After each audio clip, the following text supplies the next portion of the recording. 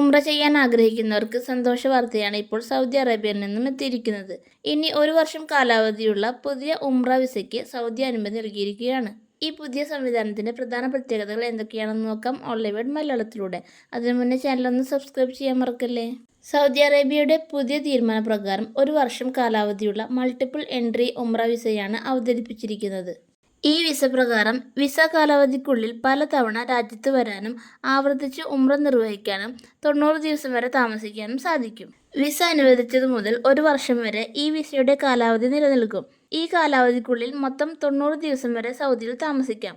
ഓരോ തവണ വന്നു പോകുമ്പോഴും താമസിക്കുന്ന ദിവസങ്ങൾ ഈ 90 ദിവസത്തിൽ നിന്നും കുറയുകയും ചെയ്യും. ഈ വിസ ഉപയോഗിച്ച് ഉംറ നിർവഹിക്കുന്നതിനൊപ്പം മക്ക, മദീന എന്നീ പുണ്യസ്ഥലങ്ങൾക്ക് പുറമെ സൗദിയിലെ മറ്റു വിനോദസഞ്ചാര കേന്ദ്രങ്ങളും ചരിത്ര പ്രാധാന്യമുള്ള സ്ഥലങ്ങളും കാണുവാൻ സൗകര്യമുണ്ടായിരിക്കും.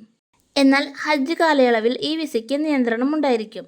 ഹജ്ജ് സീസണിൽ ഈ വിസ ഉപയോഗിച്ച് സൗദിയിലേക്ക് പ്രവേശിക്കാൻ അനുമതിയുണ്ടായിരിക്കില്ല.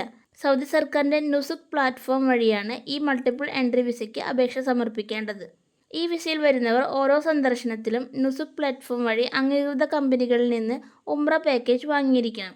അതായത് സൗദിയിലേക്ക് യാത്ര തിരിക്കുന്നതിന് മുമ്പ് തന്നെ നുസുക് ആപ്പ് വഴി ഉംറ പെർമിറ്റ് എടുത്തിരിക്കണം.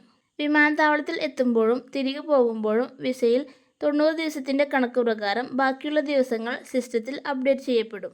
ഉംറ തീർത്ഥാടനം കൂടുതൽ സൗകര്യപ്രദമാക്കുകയും കൂടുതൽ ആളുകൾക്ക് സൗദി സന്ദർശിക്കാൻ അവസരം ഒരുക്കുകയും ചെയ്യുക എന്ന ലക്ഷ്യത്തോടെയാണ് ഈ പുതിയ വിസ സംവിധാനം കൊണ്ടുവന്നിരിക്കുന്നത്.